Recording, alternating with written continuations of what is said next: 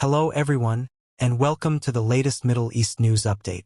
Tensions between Iran and Saudi Arabia are rising again, creating serious concern across the region and around the world. In recent weeks, the situation has escalated due to drone attacks and growing military threats in the Gulf. Saudi Arabia has reported a major drone strike targeting one of its key oil facilities.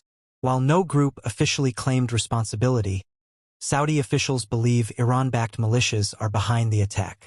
Iran has strongly denied these accusations. This incident has triggered global concern because Saudi Arabia is one of the world's largest oil exporters. Any threat to its energy infrastructure can directly impact global oil prices and international markets. At the same time, Iranian-linked armed groups have increased their drone and missile activity across the Gulf region. Several attacks and attempted strikes have been reported near strategic locations in neighboring countries.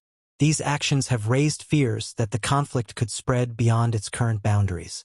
Saudi Arabia has issued a strong warning, stating that continued aggression from Iranian-aligned forces is destabilizing the Middle East and putting global energy supplies at risk.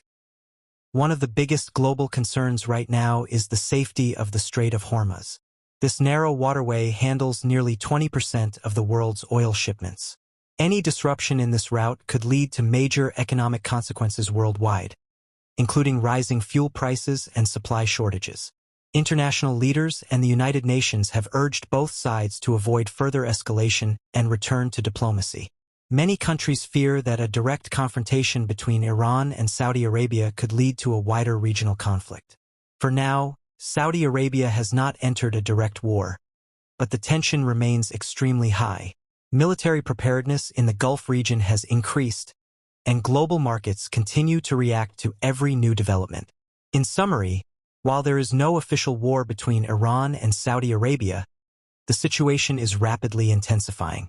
The world is closely watching as diplomatic efforts continue to prevent a larger conflict.